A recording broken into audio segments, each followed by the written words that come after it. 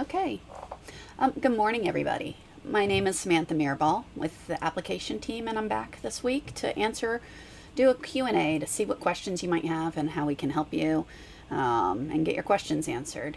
So I do have a few questions that were sent in ahead of time. I'll start with those. If you have any questions, please type them in on the feed. It's applications, on the comment section. There we go. Type it in on the comment section. I will review those as we go. We're live on both Facebook and YouTube. So if you see me looking off to the side, that's where I keep my other monitor where I can see the feeds up. So I'll periodically be checking to make sure I get whatever questions you have answered.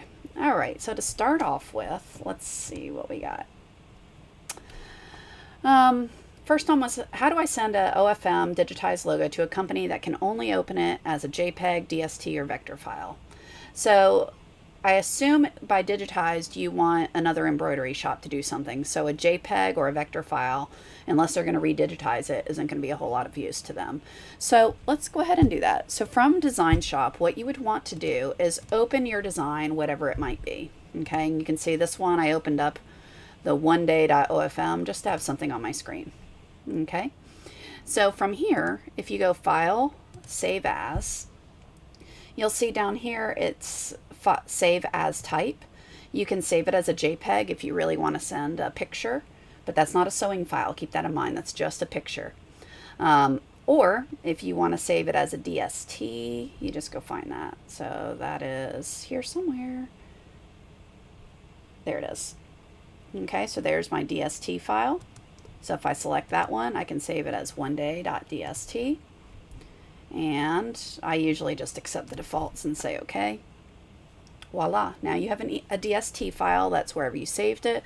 You go select it, attach it to your email, and send it on its merry way to the shop. Now if you want it as a JPEG, you do the same thing. File, Save As, and then come down here, save it as a JPEG, and that will save it as a JPEG for you.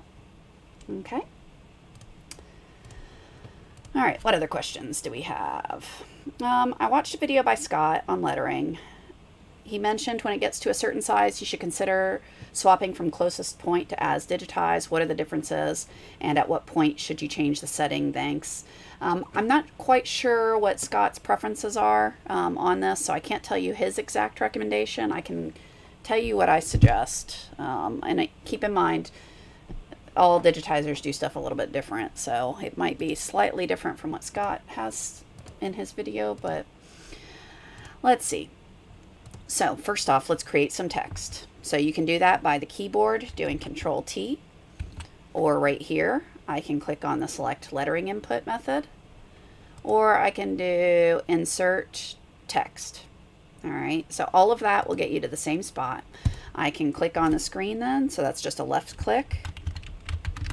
And then you type whatever it is that you want. Okay, so I'm going to go ahead and center that, center it to my screen. So to center it within the file, that's this one right here, Center Design. And then to get it back to fill my screen, I clicked on this one right here, which says Fit Selection. Okay, and that made it fit back on my screen.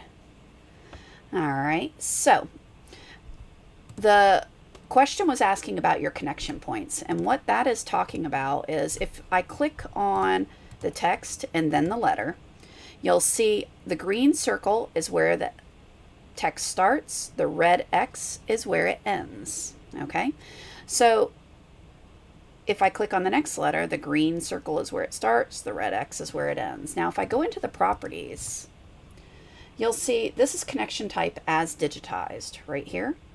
All right, so what that means is for each of these letters, where it starts and stops is whoever digitized this font, that's where they felt was the best point to end or start that particular letter. Okay, good morning, Lorena and Kelly. So when you can change this to closest point, and what that does is notice my start and stop moved. The end was down here and now it's up here. Because what that's going to do is it's going to redetermine your start and stop points to be as close as it can get to the previous letter. So you can see my green circle is now as close as it can be to that propeller, which is where the M ended, okay? Why would you want to do that?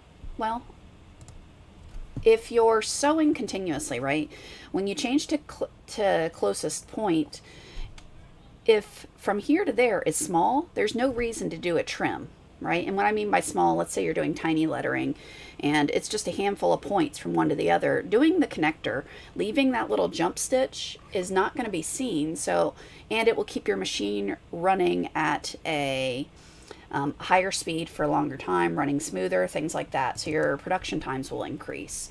So what's determining of whether it's going to trim or not is this number right here. All right, for the auto trim. So if the distance measured from where one thing ends to where the next thing starts is less than whatever's here, 32 points, it's going to trim. So you can see here that's 43, which is why it's going to go ahead and do a trim, do a tie off stitch, move over. All right, well, if I make this closer, so let's say I change my kerning to be something small so it's nice and close. See all those connector stitches? They're now there. All right, that's because the start and stop point are closer to one another and it's less than the number here. Okay, so when do you switch to closest point versus as digitized? I feel that's personal preference personally. I would say what I do anyway is if I'm doing small lettering, anything, let's say less than 0.4, 0.3, 0.4 inches tall, I usually always switch to closest point. When it gets larger, the letters kerning is further apart, so I'm almost always going to want to do trims. So on larger things, I'd use as digitized. The smaller it gets, I change to closest point. That's just how I do that. So, all right, we had a few hopefully that helps here. All right, we had a question on YouTube, and I see one on Facebook. I'll come back to the Facebook one in a second. How do I make the new version of OS keep the filing colors set up when I shut everything down for the night? It should do that. So if it's not, check to make sure that you don't have force download turned on. That's Tools, Options, Ethernet. Unclick that box. Maybe that should do that. But I know everything stays set up on mine. So if you have an example of what's going on, can you screenshot it or take a video or something and send it to applications@melco.com and we can take a look at it specifically. But what I would suggest checking is Tools, Options, Ethernet. Uncheck that box that says force download and see if that helps. All right, on Facebook, why are my notes for a file not saved with the designs? The notes, so first off, if you've not used the notes, that's this thing right here. Okay, so the notes, whatever you type in here, they will save only as part of the OFM file. So when you do file save, as long as you're saving it as an OFM, it'll save just fine.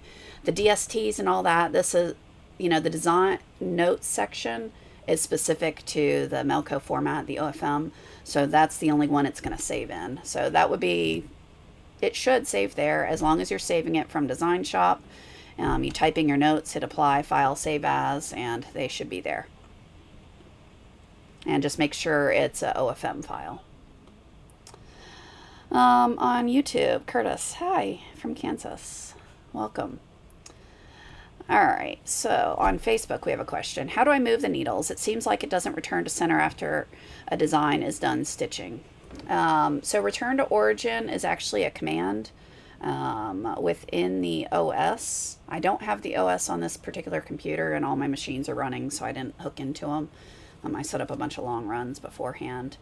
But under Tools, Settings, on the second tab, I believe, there's a return to center or something like that. There's a box to check in the OS. So try that. So make sure that box is checked. How do you move needles? So that on the keypad, I have a picture of the keypad here, I think, so I don't have to just float my hands in the air. All right, so to move the needle case from side to side to change your needles, you're going to hold this button and then use the left to right arrows. So when you hold down the needle button, push on that, it's going to shift your needle case. Okay, so that's changing your needle case from side to side, changing colors. Okay. All right. Did I catch all the ones? So I got all the ones on Facebook and on YouTube. All right. So back to my canned questions. Let's see what we got. All right.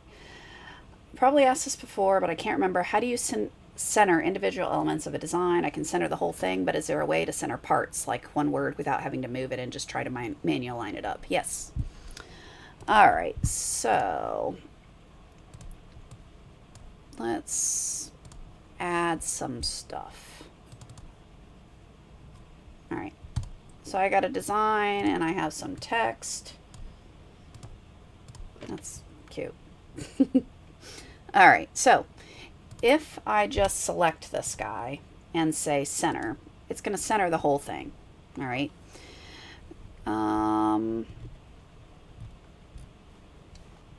Okay, so it's going to center the entire thing, which is not what you're wanting to do, right? So there's a few different ways you can handle this, right? So if I want to center the text, particularly if it's small enough, all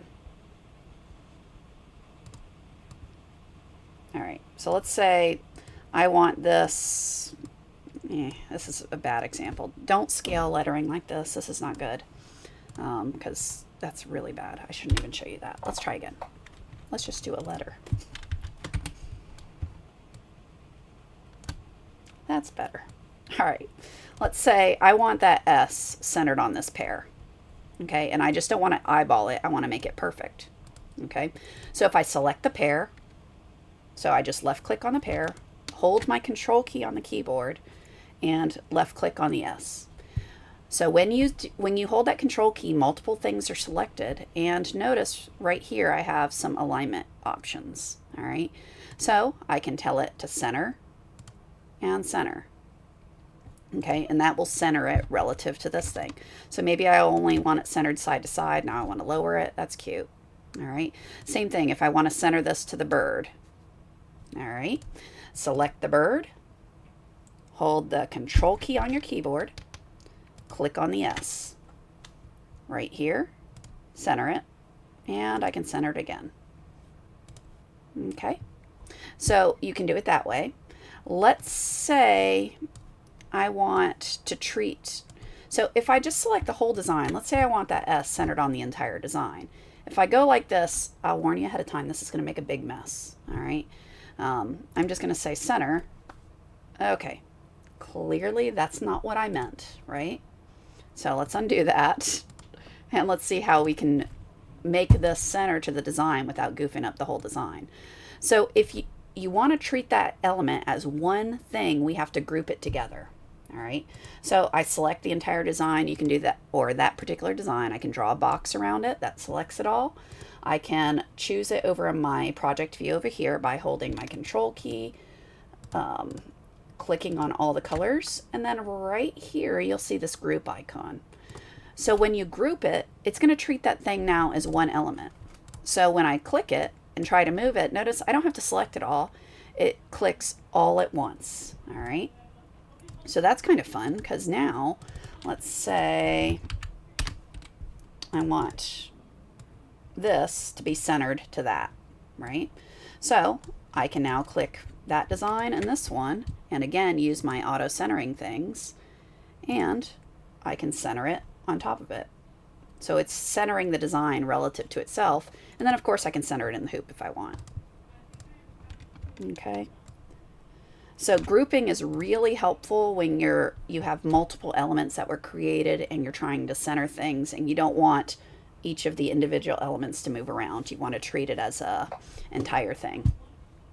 Okay, so let's see. Do you always have to run your Maya machine with a computer, or can you add a USB directly to the Maya machine? It's run by a computer. The computer is going to be our digital interface to the machine, right? So you can, hook it up to your Ethernet, send the design to the machine, and then you can, start set up all your colors on the computer, get it running, and then at that point you can take the computer off of it and just keep it running. It doesn't have to be connected full time. It's helpful because you end up seeing any of the errors, like when it stops, why did it stop out of bobbin, things like that. But it doesn't, you can keep on repeating the same design once it's loaded without having to have the computer attached to it. So that's an option, tongue tied there, especially if you're going to want to run a design over again, like if you're running production, a bunch of logos on something and you don't want to have that computer hooked up. But yeah, you have to have a computer hooked up to load the designs. I digitize on one computer and I run all my equipment from other computers because the digitizing machine is a much higher power machine, has a better graphic card than the one I run the equipment off of. That's just what I personally do. Okay, so back to my questions. So hopefully that helps with centering. I'm new and I'd like to know what settings for density and active should be used for knitted hat, and also what is a good backing. I tried a hat, however, it didn't turn out that great. Okay, so you had some registration issues. So you did a 2-color design and the borders weren't lined up and it didn't look so hot. All right, so with the beanies, that stretchy kind of knit material, it's an interesting medium to sew on, right? So in general, you're going to increase your active feed. I don't want to give you an exact, well, you said it's a EMT 16X, so your numbers are going to be higher than what would run on a EMT 16 or XTS or the older machines. So keep that for those in mind. But as far as backing goes, I would look at a cutaway personally, because that material stretches, and if it stretches, it's going to distort your design and move things around, and that's what you want to avoid. So the name of the game for keeping design from having registration issues is to avoid shifting. So what do we do on a knit like that? I think there are some videos that have been done, if memory serves, but let's just look at a few options you have. All right, so in the digitizing, let's say I just want to do my name on a hat, on that stretchy type hat. How do you set this up? So a few tricks you can use with these the knitted hats is to do a underlay that matches the fabric of the hat. Some people call it a primer stitch. There's a bunch of different names for it, but you can easily do it by going into Object, Generate Primer Basting Stitch, tell it to be a primer, and whatever offset you want. I'm going to use 30. Okay, so that creates kind of a set of stitching that's going to push that knit fabric down so that it's secured really nicely to your cutaway underneath it. All right, so once you do that, then you would sew your design, whatever you want it to look like. And as long as this primer stitch is the same color of the fabric, not many people see it. If you don't like the look to be that far out, you can of course change it. So instead of doing a primer stitch of 30, you can make that smaller, right? So let's say I want that 10. Okay, so you can change it to suit your particular needs of what looks good to you. Okay, so you can of course do that. All right, so that's one technique you can use to hold it down. Another is to make sure you're sewing center out, and particularly since you said the outlines weren't lining up, you want to outline as you go. So what do I mean by that? So if I take this font and let's just say I turn on the auto borders, all right, so let's say I turn on the auto borders and let's do it like that. Okay, so let's say that's what I want to do. Well, if I go through it without this added color change, well, sorry, let me go put that back. Where are you? There we go. So if I do stitch borders last, what is that going to do? It's going to sew all the text and then it's going to put the borders around it, which is not a good practice in general, because when you're sewing things, you have a lot of push and pull, different effects, particularly on stretchy materials. Things move. So you're always going to have cleaner results if you outline or finish as you go. All right. So that means rather than sewing all 3 letters or 10 letters, however long your thing is, and then outlining it, you're going to have a lot better results if you do it as you go. It is more color changes, but it's going to sew 1 letter and then it's outline. The next letter, then it's outline. So you have less risk of things shifting around. All right, so center out, outline as you go, have a knockdown or a primer stitch. Make sure you're hooping well. You can also, particularly with the knits, and if you're not using a primer stitch like this, you can also use a spray adhesive to stick the stabilizer and the material together. That's just, anything you can do to prevent motion is going to be helpful for you. Okay. Where do you turn on the outline? So I did that by going into the properties. So let me turn it off and redo it. Okay, so I have no outlines now. So if I select it, right click, go to properties, double click on it, however you want to get to it. Right here you have auto borders. You can enable auto borders, and this lets you choose the size of it. Okay, don't go too small. Remember, your needle is pretty large, so I would keep it, above 13 personally. So I like wider borders. Okay. And that turns on the borders. And with those borders, keep in mind, you can adjust all the properties. Here's your density. You can add specific underlays just for the border. So let's say you want that to be a center walk instead. If you want to add pull compensation just to the borders, you can do that as well. So all the same things you can adjust on your lettering, you can do on the auto borders as well. Okay. What else do we have? I'm having trouble adding a hoop. This is particularly for a Bravo. When I go to the computer, locate the new hoop, it's not there. All right, so I believe on your specific question, you figured out how to copy the MDB file over, which is great.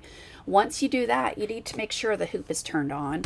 I don't have the OS here, but what you're going to do is under Tools, Hoop Database, or Hoop Setup. I forget what it is on the OS. I think it's Hoop Database, but it might be Hoop Setup. It's in the OS as well. Right here, you have a Customize Hoop List button. You're going to want to go find the hoop that you want and make sure there's a checkbox there next to it. You do this in OS as well as in DS. So just because you turned it on in DS doesn't mean it's active in OS. All right.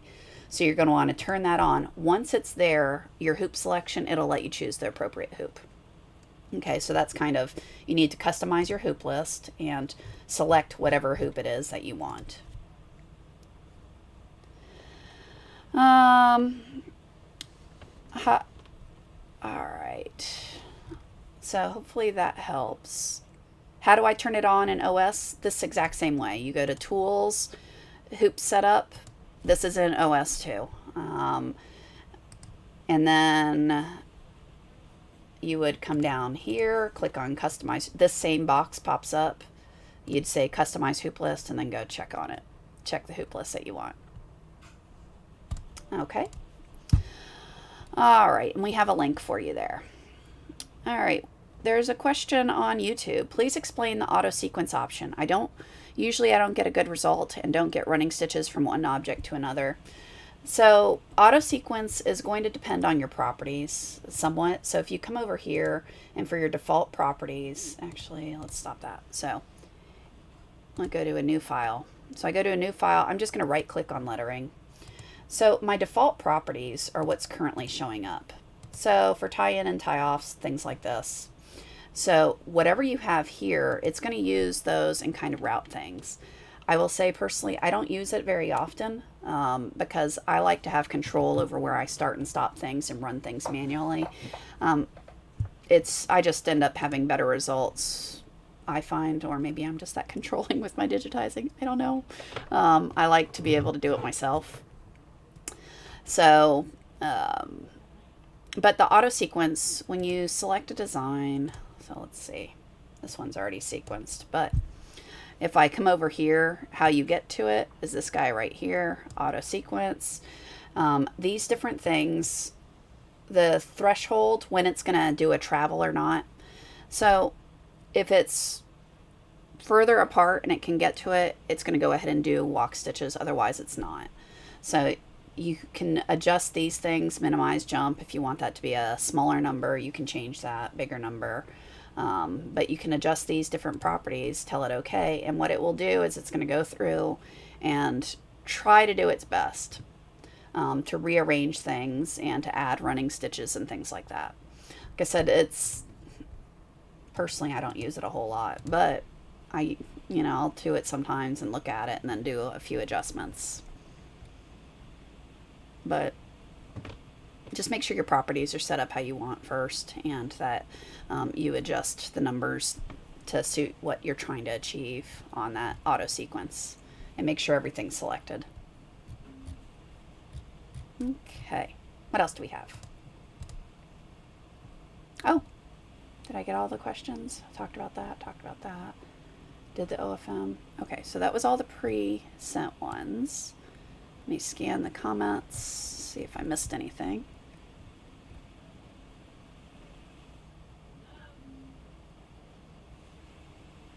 Okay, we talked about that. Got all those. And I got all those. Okay. So, I think that's all the questions I see. Waste a little bit of time here in case anybody else wants to type one in on any of the comments. We have some links for you there. There's one on the, okay, what's the best way to add stops for applique? So you do that with color changes. That's the best way. So, new, go. All right, I'm just going to draw something. So let's say I want to draw, or I want to do a circle as an applique. All right, so I drew a circle really fast. Let me show you how I did that. I clicked on this walk input method, then I clicked the circle, left click, hold the shift key to lock it to be a, and then drag my mouse around and then left click again, and that's a perfect circle. And if I want to align them, I can go like that. Okay. All right. So from here, if I want to make just this, I'm going to delete the other one. Let's say I want to make this an applique. I can copy by doing Control-C, Control-V, give it a new color. So now when I go and program my machine, I give color 1, then I click on the applique button, then color 2, click on the applique button. I can copy and paste this again, give it a new color change, hold my Control key down, and then click on the single line. That'll make it a zigzag stitch for me. Let's make that closer to 30. So I've got my placement, my tack down. There's my, it secures it. So now I can do any design work I want. So I can now embroider on this. And then I can copy and paste that thing again. This time change it to a satin stitch.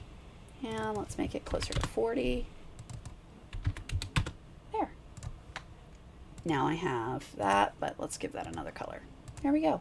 So I can now, by giving them all individual colors, I can do an applique. You know, I can program it as an applique when I'm setting up my color sequence. Okay. How do you get the vector outline of a design? So are you wanting to use that for cutting, or just for, like, if I want to cut the circle out? I can, what I usually do is Control-C, I just copy it. So select what I want. I usually just put it into a new file, do File, Save As, and save it as an SVG. And that will save it as a vector for you. You can also convert this to a vector by using this button right here, Change Element from one type to another. So if I click on that, I can say, okay, make that a vector, let's say a vector line, replace. Okay, so now that's a vector and it's not a running stitch. Okay, so if you're going to use that for cutting, well, you know, lasers, whatever, you can do that.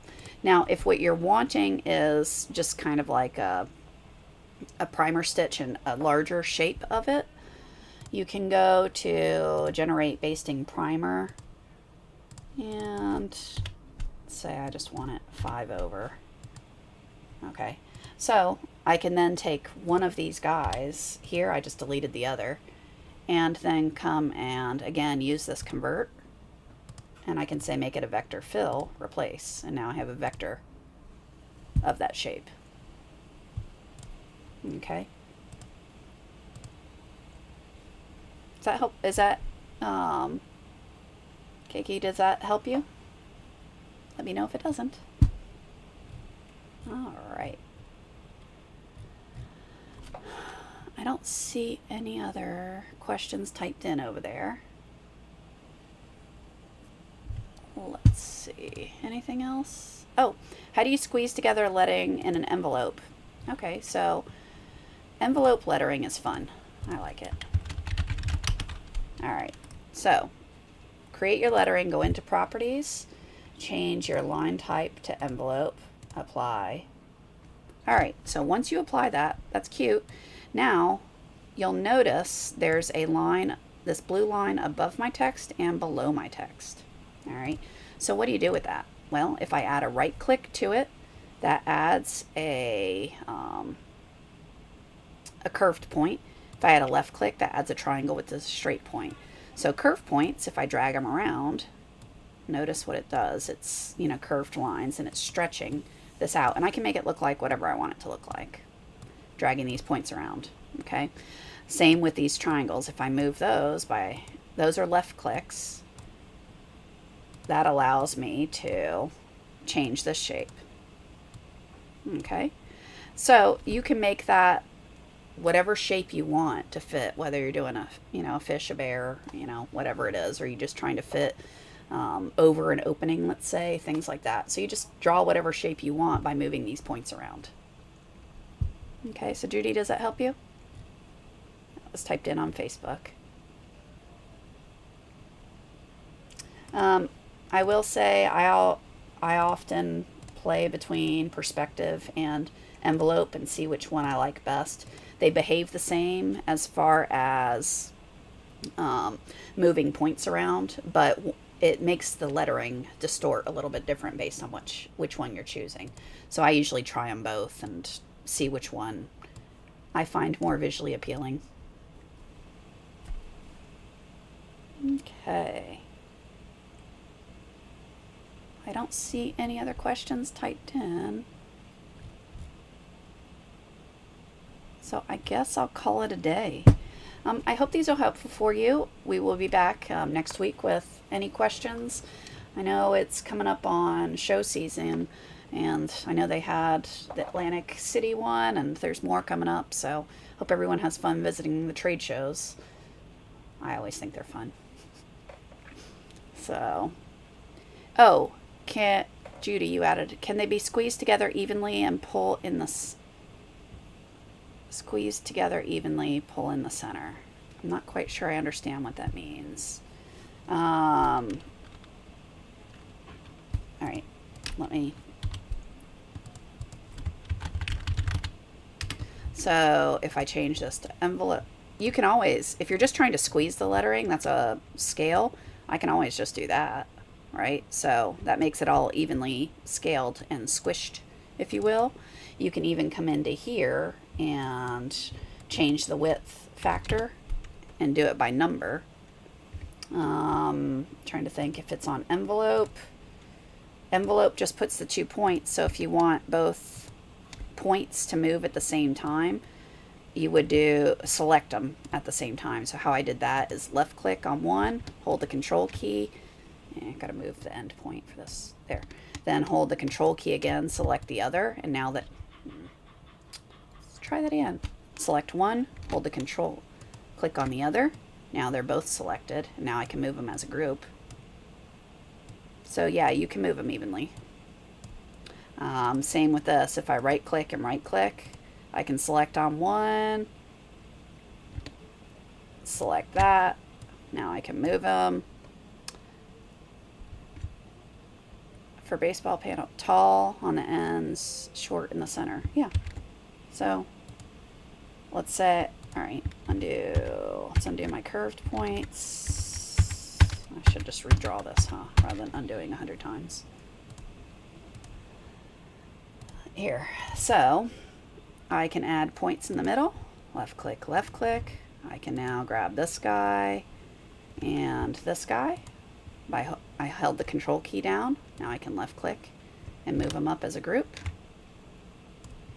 And then I can left click, hold the control key after I move that. Left click. So now these bottom two are selected. So left click, hold the control, left click, and now I just left click and drag. And then if I want these curved, I can hold my shift key down. So shift and click, that allows them to be curved. Okay. So yeah, you can do that. And then, like I said, I always just play between these and see which I like better. I usually almost always use envelope, but it's a personal preference. All right, so we have another typed in. Judy, let me know if that helps. On YouTube, arc text on a circle at the top and bottom using a script font. So script fonts are kind of difficult to use on arcs, and that's not a embroidery thing, that's a typeface issue. Because here, let's see, script, custom script, there we go. Let's make it a longer thing so we can see. There we go. All right, so I've got a script. When I come in here, I can say make it an arc. Okay, so for this one it's okay because all the connection, how we visually see things, and how it's kind of wraps itself around is along the bottom of lettering, right? So this works out all right. It ends up looking pretty decent. You can always move the letters around individually if you'd like by dragging them around. I will say I find it better to do this sort of thing in the actual property box rather than dragging them around. But so upper arches are easy. When you come here though, and let's say I do counterclockwise, so double click on it, click on counterclockwise, and then I'm just going to mirror it by clicking these two buttons. So script fonts on the bottom are awkward because you're going to have to always adjust it manually to get it to look like you want by moving these around. I am clicking on the black X, left click and drag, and that's how I'm moving these. Okay, and that'll let you do a bottom curve. So all I did there was I changed the arc to counterclockwise, and then I mirrored it by clicking these two buttons down here, so it went down on the bottom. You could also just use the rotate icons at the bottom, and then adjust the kerning so that it works. Okay, Katiana and Nelson, let me know if that helped you. Okay.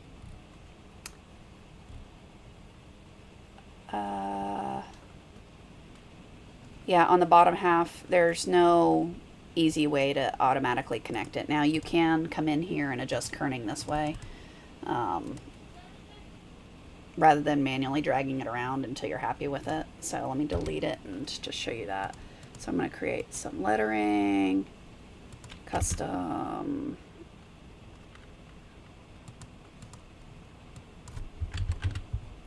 script. So we're going to change that to arc, counterclockwise, apply, rotate, rotate. And then what you can do is come in here and add these little kerning things, and it will move them, so you don't actually have to physically move each letter. You can do it by just adjusting the number of clicks between here. So left click, scooched it over a little, I want it a little more, left again. So this is just manually kerning it. Okay, so you can adjust everything that way. What else? How do you make the text the same arc if you want the same size circle for top and bottom? So you'd go into properties. I usually just copy and paste and mirror. So personally, that's what I do. So once I'm happy with this, I copy, paste, Control C, Control V, mirror it, change it to clockwise. So that's how I do it. Okay, and then again, my kerning is all goofed up again, so I'm going to have to go and get rid of those added things that I added. There. That's better. How can I create my own font with V10 Pro? I don't have version 10 on this computer. It's the same way, but you would go Tools, Alphabet Editor, create a new alphabet. And I think I have a test alphabet here. Test? Nope. All right, so I'm going to say new, test, okay. Then you go through, type in your character, and now you digitize a letter. And then you add a new letter, type in whatever letter it's going to be, and you digitize that one. So as you go through, digitize each of your characters on here. You can go through and digitize them. This thing here is for kerning, so that's where you do that. And we do have a link we're putting up there on how to add and edit alphabets, but this is kind of the basics of it. You go through and digitize each letter independently. Okay, let's see what else.